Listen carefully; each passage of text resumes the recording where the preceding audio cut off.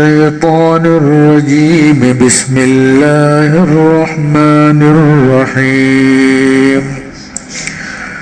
والفجر وليال عشر والشفع والوتر والليل إذا يسر هل في ذلك قسم لذي حجر ألم تر كيف فعل ربك بعاد إرم ذات العماد التي لم يخلق مثلها في البلاد وثمود الذين جابوا الصخر بالواد وفرعون ذي الأوتاد الذين طغوا في البلاد فأكثروا فيها الفساد فصب عليهم ربك سوط عذاب إن ربك لبالمرصاد فأما الإنسان إذا ما ابتلاه ربه فأكرمه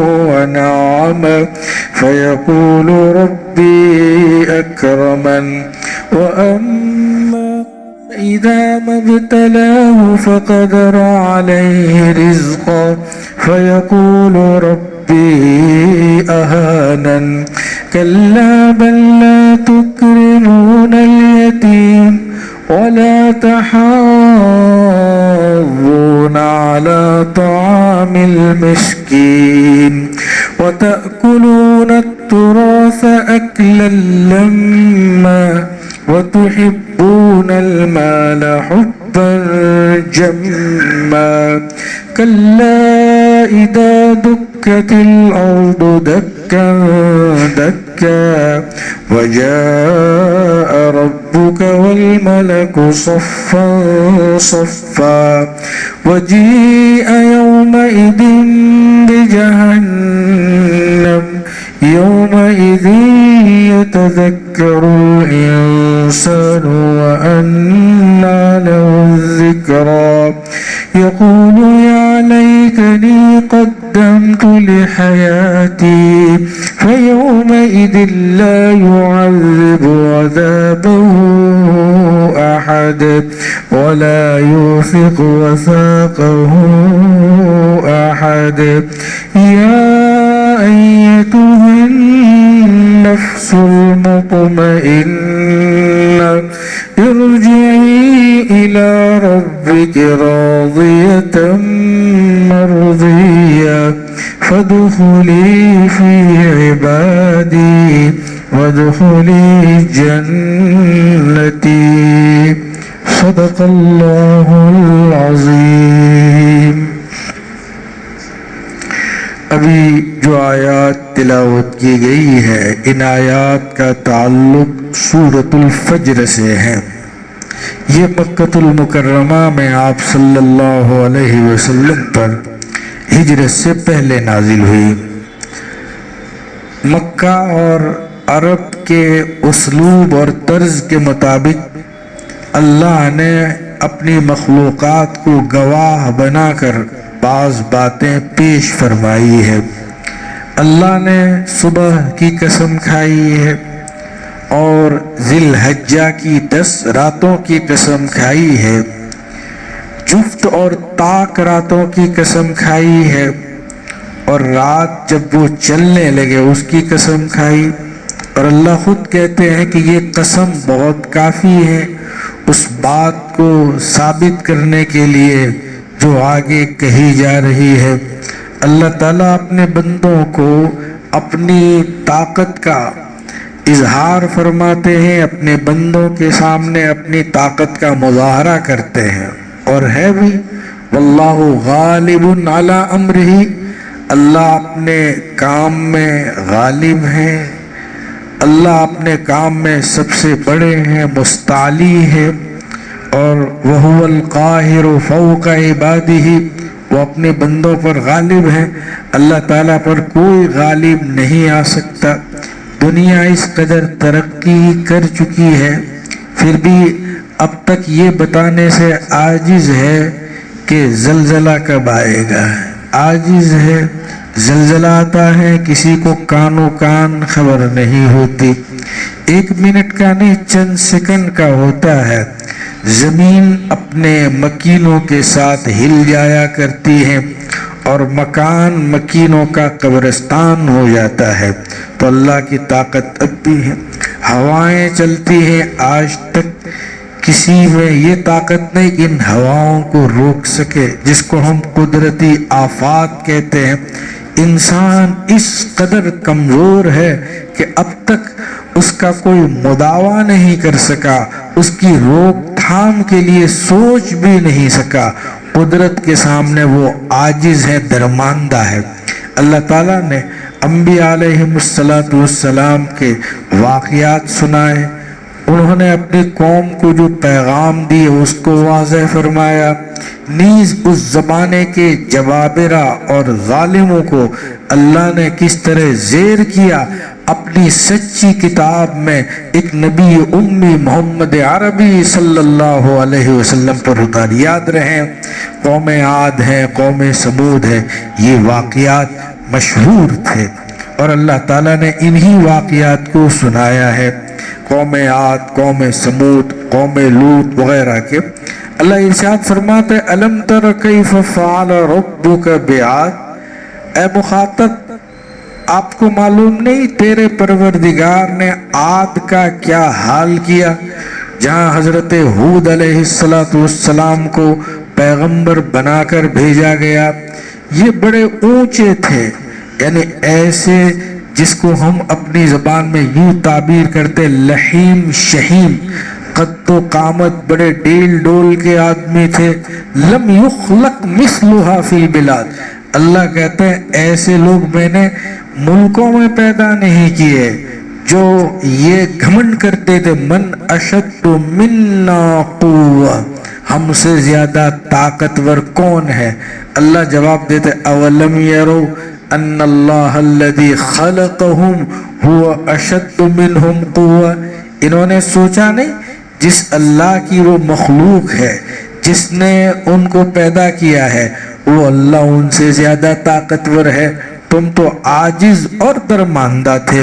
تو اللہ تبارک و تعالیٰ نے ان کا کیا حال کیا، ہوائیں چلائی، جیسے سورہ حاق میں اللہ تعالیٰ نے اس کو بہت وضاحت کے ساتھ ارشاد فرمایا وَأَمَّا عَادٌ فَأُهْلِكُوا بِرِيحٍ صَرْصَرٍ عَاتِيَةٍ سَخَّرَهَا عَلَيْهِمْ 7 لَيَالٍ و8 أَيَّامٍ حُسُومًا فَتَرَى الْقَوْمَ فِيهَا صَرْعَىٰ كَأَنَّهُمْ أَعْجَازُ نَخْلٍ خَاوِيَةٍ، تیز تند ہوائیں چلی، آندھیاں چلی، 7 راتیں اور 8 دن مسلسل چلتی رہی۔ چونکہ لمبے ترنگے تھے، ایسا محسوس ہوتا تھا جیسے کھجور کے بڑے بڑے تناور درخت نیچے گرے ہوئے ہیں، چونکہ لمبے ستونوں والے تھے، گھر بھی ان کے لمبے ہوتے تھے۔ تو اللہ تبارک و تعالیٰ نے ایسی قوم کو ڈھیر کر دیا، اور ہم دیکھتے بھی ہیں اس زمانے میں بھی ہوائیں چلتی ہیں، ہم اپنی آنکھوں سے دیکھتے۔ سونامی میں ہم نے کیا دیکھا، کاریں اڑ رہی ہیں، میں نے خود دیکھا گائیں اڑ رہی ہیں۔ تو قدرت کی طاقت دیکھو، اللہ اپنی طاقت کا مظاہرہ فرماتے ہیں لم یخلق مثلھا فی البلاد وثمود الذین جابوا الصخر، قوم سمود جن کی طاقت کا عالم یہ تھا کہ ہم تو اینٹ اور گاڑے سے گھر بناتے ہیں، ان کا حال یہ تھا کہ بہت بڑا پہاڑ ہو، اسی پہاڑ کو کرید کر تراش کر اندر گھر بنا دیتے تھے۔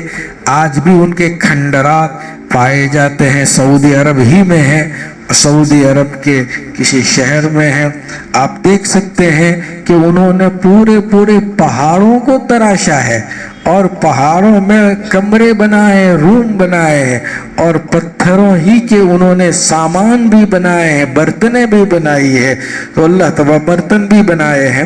تو اللہ تبارک و تعالی ان کی طاقت کو بیان فرماتے ہیں وَثَمُودَ الَّذِينَ جَابُوا الصَّخْرَ بِالْوَادِ، یعنی جنہوں نے پہاڑوں کو چٹانوں کو تراشا وادی میں۔ پھر فرعون کا تذکرہ کیا وَفِرْعَوْنَ ذِي الْأَوْتَادِ، اس کی صفت بیان کی اوتاد وطن سے۔ اوتاد کہتے ہیں میخ، ہماری اپنی زبان میں اس کو چونچ بولتے ہیں، کھوٹے بولتے ہیں۔ جب وہ کسی کو سزا دیتا تو اس کو گرا کر اس کے ہاتھوں اور پاؤں میں میخ گاڑ دیتا تھا، چونکیں لگا دیتا تھا۔ اب ظاہر ہے کتنی تکلیف ہو، اندر کھوٹے لگائے اور اس کو ٹانگ دیں، کتنی تکلیف ہو۔ تو اللہ تبارک و تعالیٰ فرماتے ہیں یہ قوم عاد ہے، قوم سمود ہے، فرعون ہے، الذین طغوا فی البلاد، جنہوں نے ملکوں میں سرکشی مچا رکھی تھی اور پھر فساد کیا تھا۔ اللہ اپنے اس سرزمین پر فساد کو پسند نہیں کرتا، اللہ نے ان کو سزا دی۔ فصب علیہم ربک صوت عذاب، تیرے پروردگار نے عذاب کا کوڑا برسایا، قوم سمود کو ہلاک کیا، قوم عاد کو ہلاک کیا۔ پرسوں پڑھا فَكُلًّا أَخَذْنَا بِذَنبِهِ فَمِنْهُمْ مَنْ أَرْسَلْنَا عَلَيْهِ حَاصِبًا وَمِنْهُمْ مَنْ أَخَذَتْهُ الصَّيْحَةُ وَمِنْهُمْ مَنْ خَسَفْنَا بِهِ الْأَرْضَ وَمِنْهُمْ مَنْ أَغْرَقْنَا فَمَا كَانَ اللَّهُ لِيَظْلِمَهُمْ وَلَكِنْ كَانُوا أَنفُسَهُمْ يَظْلِمُونَ۔ اللہ کہتے ہیں ہم نے ہر ایک کی پکڑ کی بِذَنبِهِمْ، ان کے گناہوں کی وجہ سے۔ پھر اللہ ان اوصاف کو بیان فرماتے ہیں، طریقہ کار کو کہ کس طرح ہلاک کیا۔ بعضوں پر اللہ نے آسمان سے پتھر برسائے، جیسے قوم سمود ہے۔ قوم سمود کو جب اللہ نے ہلاک کرنے کا ارادہ کیا تو فلما جعلنا عالیہا، فلما جاء امرنا جعلنا عالیہا سافلہا وامطرنا علیہم حجارۃ من سجیل منضود مسومۃ عند ربک وما ہی من الظالمین ببعید۔ ان کو آسمان پر لے جایا گیا اور اوپر سے نیچے گرا دیا، پھر اوپر سے پتھر ان پر پھینکے گئے، گویا الٹ پلٹ کر دیا۔ بعضوں کو چیخ نے، حضرت جبرائیل علیہ السلام نے ایک چیخ ماری۔ قوم سمود کے جو لوگ تھے، حضرت صالح علیہ السلام کو جن کی خدمت میں بھیجا گیا تھا نبی بنا کر، تو ان کے کلیجے پھٹ گئے۔ بعضوں کو اللہ نے زمین میں ڈھسا دیا، جیسے رات کو پڑھا گیا پرسوں رات کو قارون، ان قارون کان من قوم موسیٰ۔ پھر آگے فرمایا فخسفنا به وبدارہ الارض، اس کے محل کے ساتھ اللہ نے اس کو زمین میں ڈھسا دیا۔ بعضوں کو ہم نے اغرقنا، ڈبو دیا، جیسے فرعون کو ڈبو دیا، اور جیسے حضرت نوح علیہ السلام کی قوم پر جو عذاب آیا، قوم نوح کو غرق کر دیا گیا۔ اللہ ایک بات واضح کر دیتے ہیں وما کان اللہ لیظلمہم، اللہ ظالم نہیں ہے۔ وما ربک بظلام للعبید، اللہ اپنے بندوں پر ظلم نہیں کرتے، لیکن بندے اللہ کی نافرمانی کر کے اپنی ذات پر ظلم کرتے ہیں۔ تو اللہ تعالیٰ ارشاد فرماتے ہیں ان ربک لبالمرصاد، تیرا پروردگار گھاٹ میں ہے، تیرا پروردگار انتظار میں ہے۔ اگر غلط ہوا تو اللہ تبارک و تعالیٰ کو پکڑ کرنے سے کوئی چیز مانے نہیں بنے گی۔ اس کے بعد مضمون بدلتا ہے، اللہ تبارک و تعالیٰ انسان کے احوال کو بیان فرماتے ہیں کہ انسان تو عجیب و غریب ہے۔ اللہ نے انسان کی صفت کبھی یوں کہا وَكَانَ الْإِنسَانُ قَتُورًا، انسان بخیل ہے، کبھی فرمایا وَكَانَ الْإِنسَانُ كَفُورًا، انسان بڑا ناشکرہ ہے، کبھی فرمایا وَكَانَ الْإِنسَانُ عَجُولًا کہ انسان بڑا جلد باز ہے، کبھی یوں کہا انسان بڑا اکثر شیء جدلا، جھگڑے کرنے میں، بحث و مباحثہ کرنے میں بڑا آگے ہے۔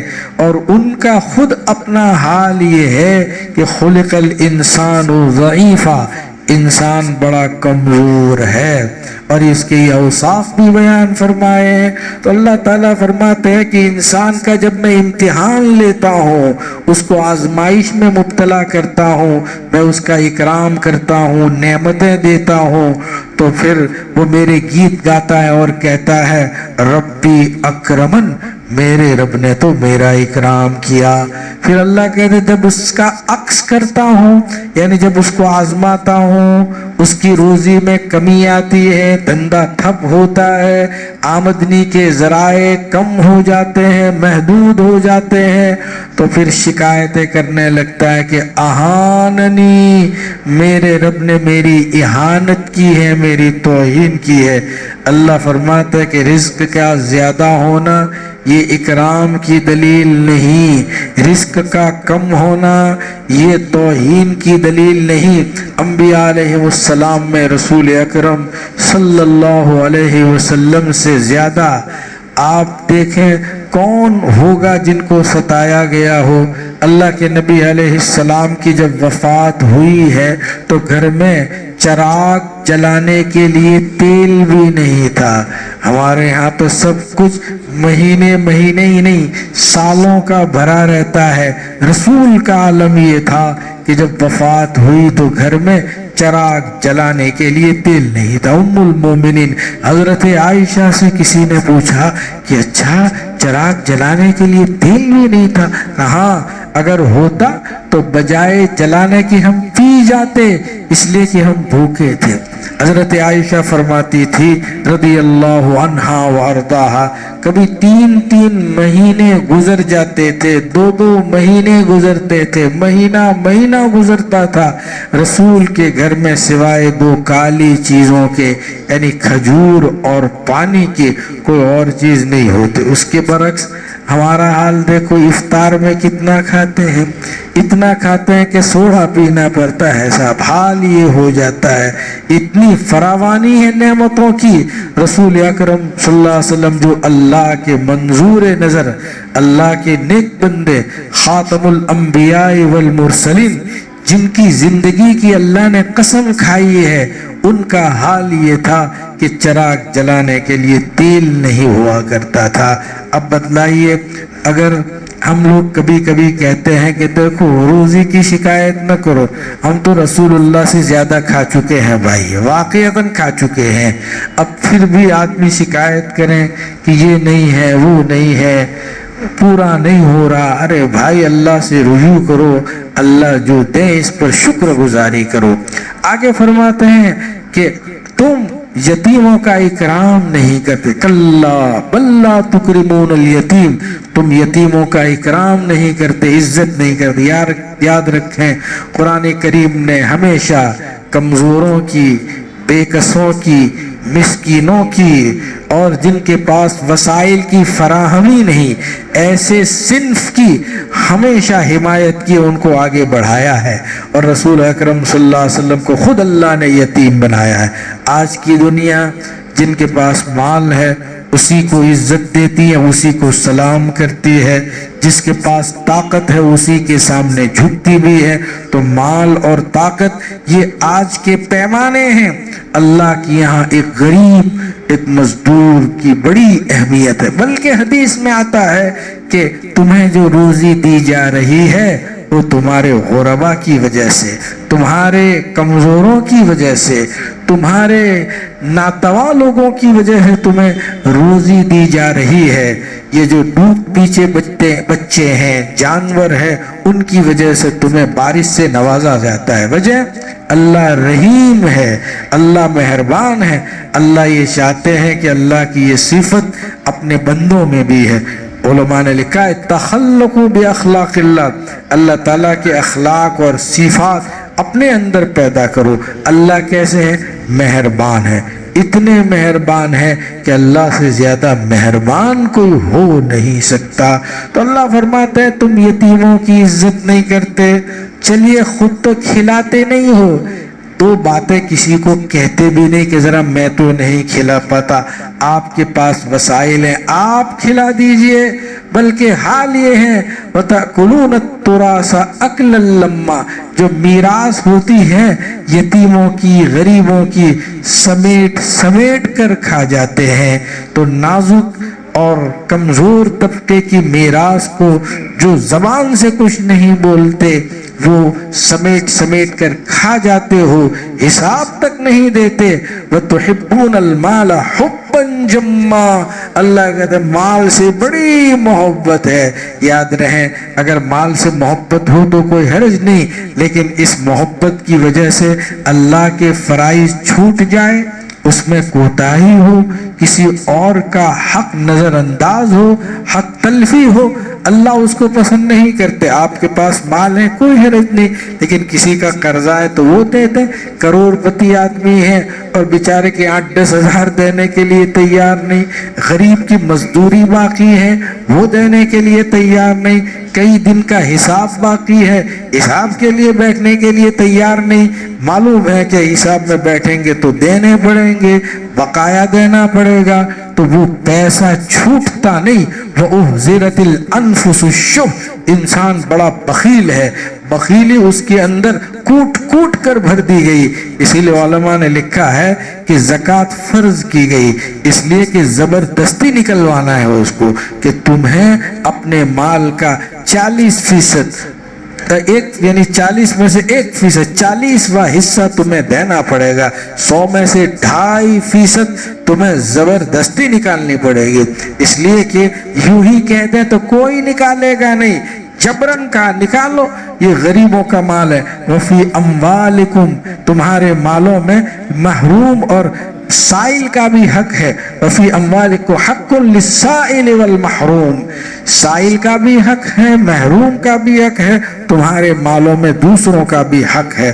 علماء نے بڑا اچھا نکتہ لکھا ہے کہ ظاہر ہے کہ ہمارے مال مثلا میں مثال لوں 100 روپے ہیں تو یہ 100 روپے پورے میرے نہیں ہیں، اگر مجھ پر زکوٰۃ ہے تو وہ 2.5 غریب کے ہیں۔ اب اس 2.5 روپے کو میں اپنے پاس رکھوں گا اور غریب کو نہیں دوں گا تو یہ 2.5 روپے جو ہے نا وہ میرے 100 روپے کو بگاڑ دیں گے۔ ایسے ہی جیسے 1-2 آم فاسد ہوتے ہیں تو پورے پیکٹ کو بگاڑ دیتے ہیں، ایسے یہ 2.5% ہے، اگر اس کی زکوٰۃ نہیں نکالی گئی تو سارا مال غیر محفوظ ہو جائے گا۔ کسی حق کا حق ہم اپنے پاس رکھ کے کیا کریں گے؟ یہ تو جبری حق ہے، دینا ہوگا، ڈھونڈ ڈھونڈ کے دینا ہوگا۔ وَتُحِبُّونَ الْمَالَ حُبًّا جَمًّا، اللہ تعالیٰ اپنے بندوں کو ڈراتے ہیں، کَلَّا اِذَا دُکَّتِ الْأَرْضُ دَكًّا دَكًّا، سنو جب زمین کو ہلایا جائے گا، قیامت کا منظر پیش کیا جا رہا ہے اور تیرا پروردگار بھی آئے گا، فرشتے بھی آئیں گے قطار در قطار میدان محشر میں، اور اس وقت حساب کتاب بھی ہوگا۔ وَجِیءَ یَوْمَئِذٍ بِجَہَنَّمَ، جہنم کو بھی لایا جائے گا، آدمی کو یہ کہا جائے گا هَذِهِ جہنم التی یکذب بها المجرمون یطوفون بینہا وبین حمیم آن فبأی آلاء ربکما تکذبان، یہ وہ جہنم ہے جس کا تم انکار کرتے تھے کہ جہنم کوئی چیز نہیں، کس نے دیکھا ہے؟ دیکھو نظر آ رہی ہے، ہادی، اس پہ اشارہ، ہاذی، یہ جہنم التی، یہ وہ جہنم ہے جس کی تکذیب کرتے تھے، جس کو جھٹلاتے تھے۔ اللہ فرماتے ہیں جہنم کو سامنے کیا جائے گا، اس وقت یتذکر الانسان، انسان کا دماغ ٹھکانے آئے گا، اس وقت وہ مانے گا، نصیحت حاصل کرے گا۔ لیکن ہمارے یہاں تو ایمان بالغیب ہے، جب ایمان بالمشاہدہ ہو گیا، جنت دیکھ لی، جہنم دیکھ لی، تو پھر ایمان کا کوئی معنی ہی نہیں رہا۔ ایمان کہتے ہی ہے بن دیکھے، رسول کی بات کو تسلیم کرنا، اللہ کی بات کو تسلیم کرنا، اسی کو تو ایمان کہا جائے گا۔ پھر اس وقت وہ افسوس کرے گا، یا لیتنی قدمت لحیاتی، کاش کہ میں اپنی زندگی کے لیے کچھ کرتا، اللہ پر ایمان لے آتا، کچھ نیک اعمال کرتا، توشہ आखिरत का अपने लिए तैयार कर लेता। अल्लाह फरमाते हैं वअन्ना लहुमुत्तनाउशु मिन मकानिम बईद। अब ईमान तो दुनिया में रख कर आए हो, ये तो मुशाहदा है। जैसे एक तालिब इल्म इम्तिहान हाल में लिखता है तो एतबार होता है, लेकिन जब इम्तिहान हाल से निकल चुका और फिर उसको याद आया कि मैं जो सवाल गलत लिख के आया हूँ दोबारा लिख दूं, तो कोई उसको हाल में दाखिल होने देगा? कोई नहीं, निकालेगा। चलो इम्तिहान के मौके पर जो हो गया वो हो गया। दुनिया दारुल इम्तिहान है। अल्लाह फरमाते हैं फयौमइदिन ला युअज़्ज़िबु अज़ाबहु अहद। उस दिन अल्लाह ऐसा अजाब देगा कि अल्लाह जैसा अजाब देने वाला कोई नहीं होगा, और अल्लाह ऐसा झगड़ेगा, ऐसा मारेगा, ऐसा बांधेगा कि अल्लाह जैसा बांधने वाला कोई नहीं होगा। बतलाओ क्या हाल होगा जब बंदे को अल्लाह खुद जकड़ ले और अल्लाह खुद अजाब दे, तो क्या होगा। उसके बाद अल्लाह के जो नेक बंदे होते हैं जिनको सुकून हासिल होता है, ये अल्लामा इब्न तैमिया रहमतुल्लाह अलैह फरमाते हैं कि हम तो दुनिया में जन्नत का मजा चखते हैं। फिर फरमाया भला जिसको दुनिया में जन्नत का मजा न मिले वो आखिरत में जन्नत से क्या लुत्फ उठाएगा। वाक़ियतन अहलुल्लाह के कुलूब इतने शादाब होते हैं, इस कदर उनके दिलों में चैन, सुकून, अमन और इत्मीनान होता है। उलमा ने लिखा है कि अगर वो सुकून बड़े बादशाहों को पता चल जाए तो तलवारें लेकर उस सुकून को हासिल करने की कोशिश करें। जाहिर है अहलुल्लाह के दिलों में अमन, सुकून, चैन, इत्मीनान, हलावत और अल्लाह ताला की मोहब्बत और उसके साथ जो ताल्लुक है उसकी ऐसी मिठास होती है कि जिस पर हर कसो नाकस मुत्तला नहीं हो सकता। फिर अल्लाह तबारक व तआला उन हजरात को जिनका नफ्स चैन पा चुका है, अमन सुकून हासिल कर चुका है, नफ्स अम्मारा से वो लव्वामा और लव्वामा से मुतमइन्ना हो चुका है, आखिर में उनसे कहा जाएगा वफात के वक्त या अय्यतुहन नफ्सुल मुतमइन्ना, ऐ वो नफ्स जो चैन पा गया, जो सुकून पा गया, बस इरजिई इला रब्बिक, अपने रब के पास जाओ। राज़िया, आप भी राजी, मर्जिया, अल्लाह भी राजी, यानी तुम अल्लाह से राजी, अल्लाह तुमसे राजी। फदखुली फी इबादी, मेरे नेक बंदों में शामिल हो जाओ। उलमा, सुलहा, मुहद्दिसीन, मुफस्सिरीन, हज़रत शाह वलीउल्लाह मुहद्दिस देहलवी रहमतुल्लाह अलैह ने हुज्जतुल्लाहिल बालिग़ा में मुस्तकिल बहस की है। हज़ीरतुल कुद्स कि नेक बंदों की रूह है फरिश्तों की रूहों के साथ मिल जाया करती है। हज़रत जाफर तैयार रज़ी अल्लाह अन्हु जब शहीद हुए और उनके दो बाजू कट गए तो अल्लाह ने जन्नत में उनकी रूह को सब्ज परिंदे के पोटे में उनको जगा दी। अब वो जन्नत में घूम रहे हैं, फिर रहे हैं। वो आखिरत का मंजर ही अलग है, अजीब मंजर होगा जिसको न मैं बयान कर सकता हूँ न आप समझ सकते हैं। वो आलम आखिरत की बात है। तो हज़ीरतुल कुद्स में इन रूहों को जमा कर दिया जाता है। फदखुली फी इबादी, मेरे बंदों में दाखिल हो जाओ। वदखुली जन्नती, मेरी जन्नत में दाखिल हो जाओ। कितने खुशकिस्मत लोग हैं जो इस मुस्तआर 60-70 साल की जिंदगी में अपने रब को राजी करके दुनिया को खैर बात कह चुके। अल्लाह हमें भी वैसी जिंदगी अता फरमाए जैसे अल्लाह चाहते हैं, जिस तरह अल्लाह की मशीयत है। अल्लाह हमें अपनी रजा वाली जिंदगी अता फरमाए। इस मुस्तआर जिंदगी में अल्लाह की मान कर चलने की तौफीक अता फरमाए। व आखिरु दावाना अनिल हम्दुलिल्लाहि रब्बिल आलमीन। जज़ाकल्लाह।